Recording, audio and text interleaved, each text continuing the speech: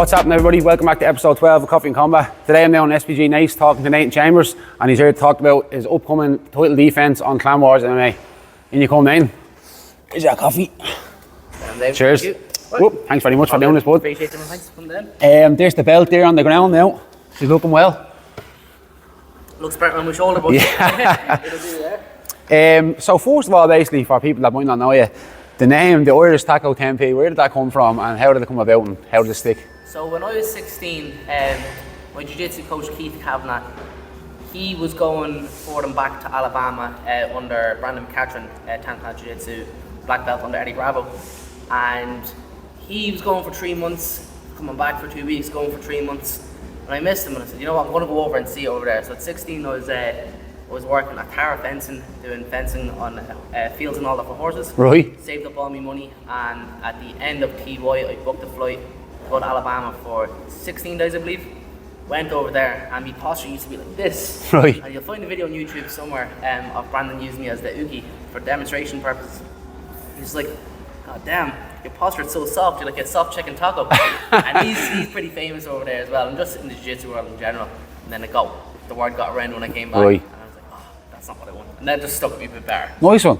And then the 10p, where did that one come from? 10p for 10th Planet. Oh, right, very good, yeah, deadly, yeah. Only worth 10 cents. I was like, no. Oh, it's not that, yeah. It's all the funky shit. So, yeah, you're fighting now on Clanwars MMA, obviously the biggest amateur promotion in the country. Yeah.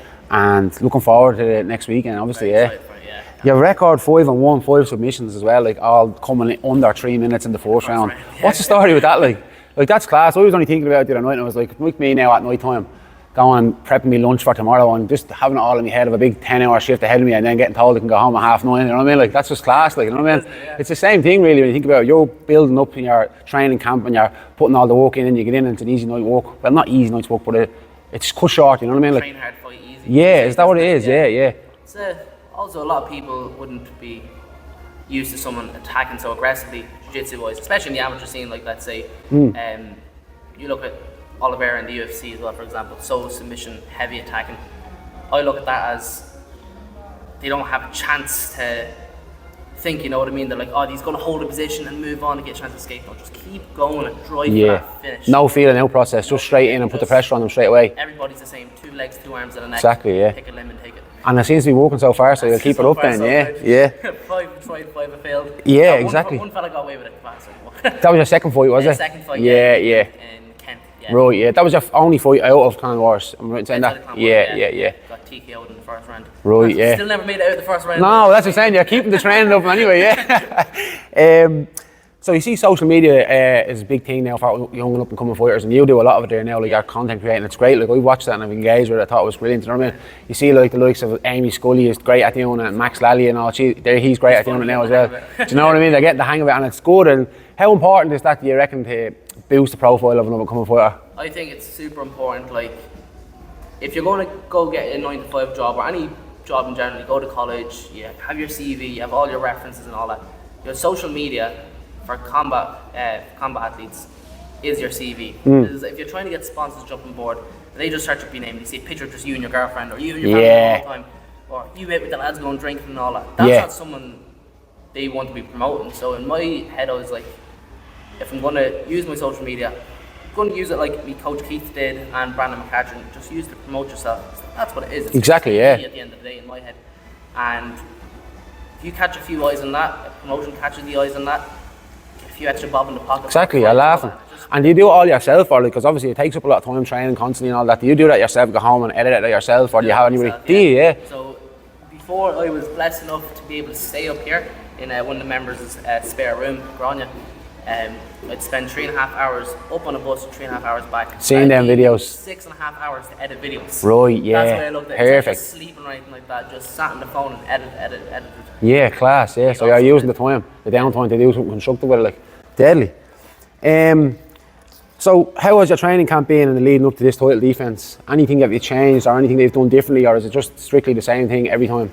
Pretty much the same, like it's the first full training camp I've done up here in Nice now, and just did a few extra pad sessions and all that with, let's say, Alex and Peter. Yeah. I've been doing a lot of these Thursday morning sickener sessions. I won't go into too much details on them. It's kind of like it's like a little superpower in this gym. So it is like if you're able to survive them, you can pretty much survive. You're laughing. Yeah. Thursday morning class is a heavy. lot harder than any fight you get into. Right. It's disgusting. So The doghouse nearly. basically, Yeah. oh, it's sickening. But they need them though, you know what I mean? Like if you can do it in there then, you know what I mean? You're not going to come up against something completely out of the blue then in a fight, you know what I mean? If you know you've been pushed to the limit there, you're not going to... Human gonna do it. Exactly, you know what I mean? One other person. Exactly, you know what I mean? Nothing much really changed. Just It's all still. adding new skills to the bag and just trying to use them as much as I can. Really. Deadly.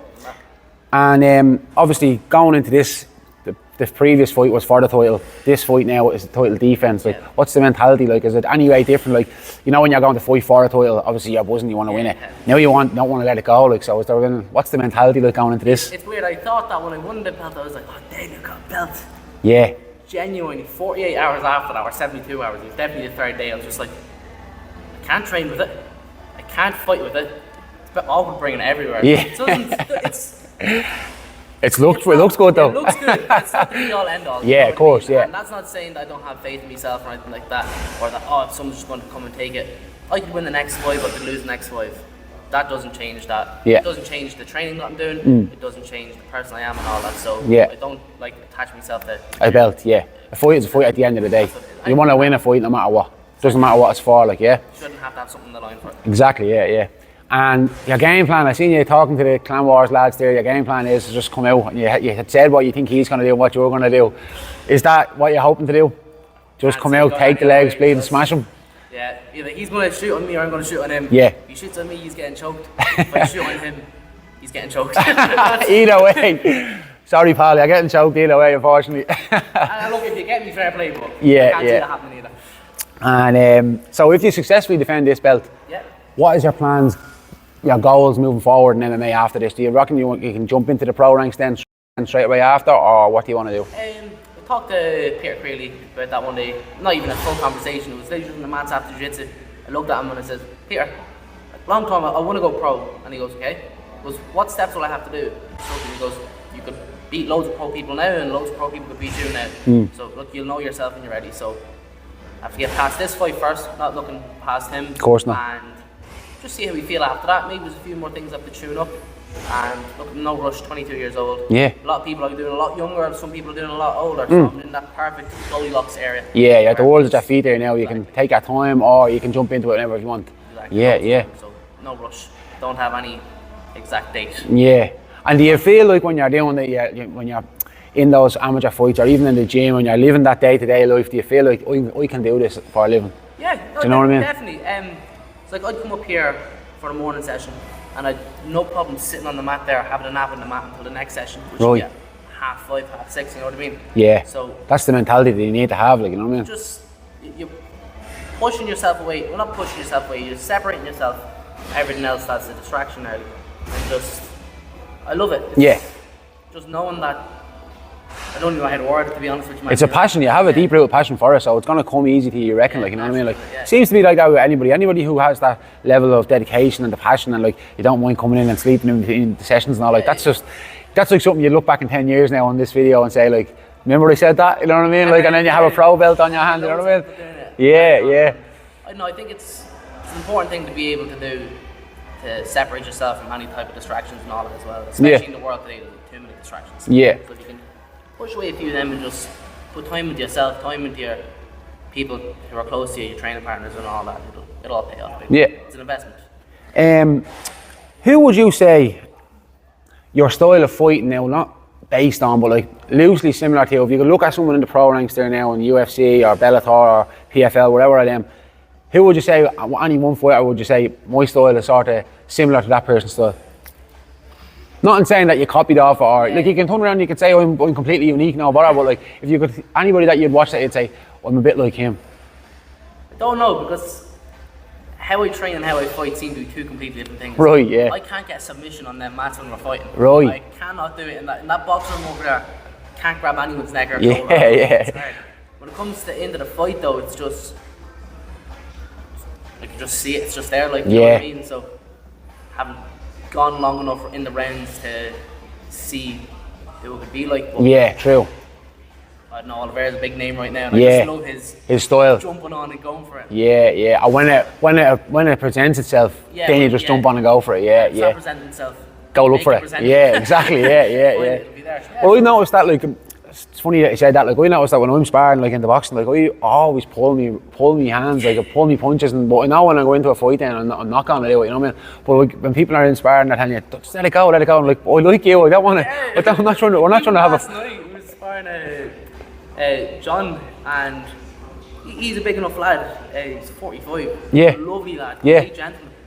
And people was like, hands up, and then push. And I was just like, what hurt him? Like, Yeah, exactly. I kept shooting for double legs on him. He just kept flipping me over then. I was just like, what's the point of this? Yeah. I know in a fight I wouldn't be getting flipped, I'd be holding down. Yeah. And all that as well, so. Everything's tight, everything's stronger, everything's more tuned in. Like you don't like you're there to win the fight. Like you're not winning spars. Like you know what I mean. That's not what you're to do. Like you know what I mean. I always ask this question. Have to ask the question. Any pre-fight rituals or superstitions, like something you wouldn't definitely do before a fight, or something you always do before a fight? Anything to get the adrenaline rushing, to be fair. Like, Right. if it's down in Drogheda, we've got like Old Bridge. There's like this nice steel looking bridge. Like Deadly. walking across that and you kind of get that adrenaline rush. Oh, Right, yeah. I even just gets the adrenaline pumping. Over water, I hope. Yeah. All right. Yeah. I can swim as well. So Yeah, lovely, but lovely. just like small things like that, or going for a spin with mates and they just be running down the road and all that. Yeah. Stuff like that, just to get the adrenaline pumping. Sure, Oliveira and Elliot Boria fighting the night before. Yeah. As well, so that'll give you adrenaline pumping. Will you stay up and watch that? I'll wake up just for a little hour and then go off. Yeah, of course. Just the main event job. Yeah. It's rough getting them up. Anyway, you'll be Exactly. Yeah. You probably won't be rolling around. You know what I mean? Yeah. Around here or around maybe not nice. Obviously, Drogheda. You're from Drogheda. What's your favourite takeaway spot, or what would be after you make way for this fight? What's the first thing you crave after? You know what I mean? Like the coffee box toasters. Yeah, toasty. Yeah, unbelievable, already. Oh man, chorizo, chicken, spinach, pesto, everything. The whole shooting match. And a nice hot chocolate as well. Yeah, to wash it down. Yeah. Yeah. Well, like, as far, would that be your go-to now after a training session? Like, After a training sation, no, but I'm fairly good after training session. After training session, chocolate milk. lovely. Whether it's Muju or Yazoo, just. It has to be Muju. Don't. Yazoo is sacrilegious. That is. If there's no Muju, I'll take Muju. You know what Yeah, I mean? yeah, I'll yeah. both there in front of me. Muju all day. Muju all day. Yeah. Has to be chocolate though, can't touch that. Nah, chocolate only. Yeah. I think I had a bad experience one day. I drank it like it'd gone off. Strawberry one. Right. Can't touch strawberry after. Healthy then, yeah. No, I'm not mad on the bleeding Yazoo now. Muju all the way for myself, yeah. Too watery or something. Yeah. It's chemically or something. I think the Chocolate Muju water, actually feels like actual milk, like, you know what I mean? Chocolate milk and then. No, Muju and Cocoa Pops, that's a shit. Oh yeah, Not some even job, good. yeah. So I used to do it when I was a kid. I used to be putting Maltesers on Muju. I do that now, but I wasn't trying to get in some sort of shape, like, you know what I mean? Teeth hanging out of my head from eating all the bleeding sugar, you know what I mean? Good shield of highlights. Yeah. So outside of MMA, and obviously that takes up a lot of your life, have you any other hobbies and interests? Interests? Not really. I'm one of these, like, for example, over COVID, we weren't allowed to go back to the gyms, but we were allowed to the skate park, and I picked up skating just like that. So Deadly. So it's not that I'm a natural to anything, but if I really want to get good at something, and have enough time to do so, we've only got 24 hours a day. Yeah. Like, invest time into that, I'll get good at it. So you pick up a skateboard. I haven't done that in a while, but that'd be nice to do every now and then. I like going for cycles and runs. Don't really like running, but I'd go for a run with my mate and just a nice slow run. Right, Sauna have a chat. And sea swims. Song, yeah, love them myself, yeah. Beautiful. But other than that, no. Just Movies, telly, not into it? stand TV. Can you not know? And I'm just like, we know we're not here for a movie. Yeah, exactly, yeah.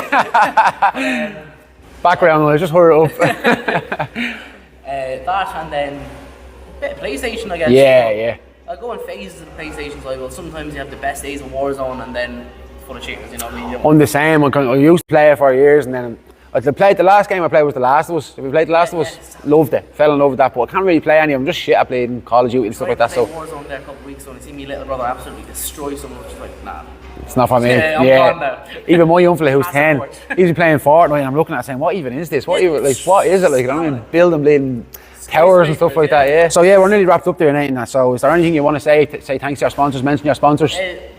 Big shout out to the sponsors, especially in the town of Drogheda. It's a very small town. The local sport goes a long way. From the very start to where I am now, made a few mistakes outside of fighting and all that, and for the sponsors to be sticking around and still having belief in me, it goes a long way as well. So I'm just going to name them all out there and fun. There's a good few of there. Chutes Butchers of Drogheda, supplying me meat.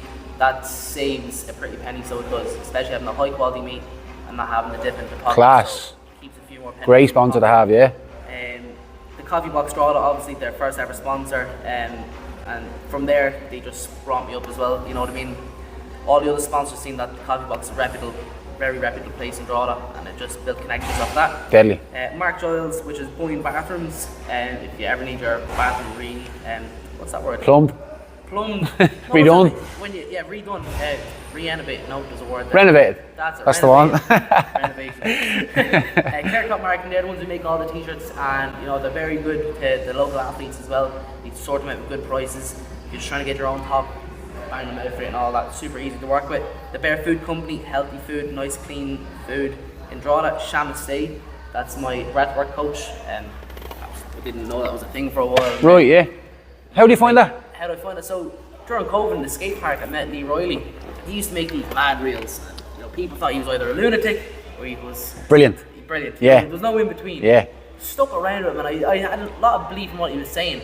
Obviously, some things are just like, right, you're mad, but a lot of things were right. And just over time, he found his calling, and that was breathwork. And then Class. he did it, of course, with Pat Devley. Deadly. It's absolutely flying off. So it is Brilliant, yeah. Breathwork sessions. Conscious connected breathwork is, and very good. damn right well does work. Deadly, yeah. Until you actually try it, you'll never know. I must actually give that a show. Definitely worth. Good old local hero, Biddle's Street Food. That's the Mexican Tex-Mex trailer and a bricks and mortar spot in the Weavers. Dowd's Menswear, that's a suit shop in Drogheda. Plummet in Clondalkin for heat and plumbing supplies. Seaview Saunas out in Laytown. The O'Sullivan family, shout out to Sean O'Sullivan, Devin O'Sullivan. Future Body Supplements Protein Store, Robert, for sponsoring all the protein supplements and anything that you really need in that sense. And making me posters, Robert pronounce that name, boy. McAvoy.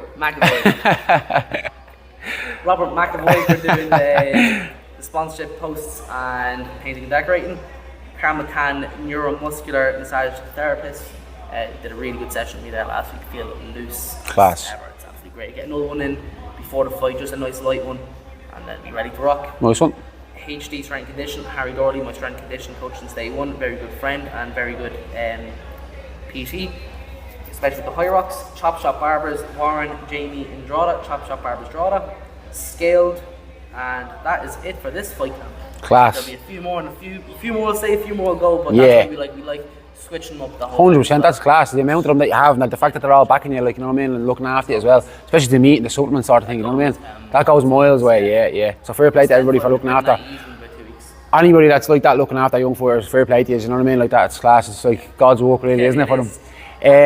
Lastly, so you're looking forward to next week. Definitely. What can we expect? First round submission. 100%. Go by what's already there, or it's a first round submission. What's that? I don't know what College Duty game it was playing. Just went back and played one of the campaigns, and someone said, the best way to look at the future, the best way to tell the future, look at the past. Yeah. It's working so well, isn't it? It's in the history book, so it'll happen again. Yeah. Rinse and repeat, Class. Thanks very much, Nate, for coming on. Thank you so much. Legend. Fair play to you. Down. That was recording now.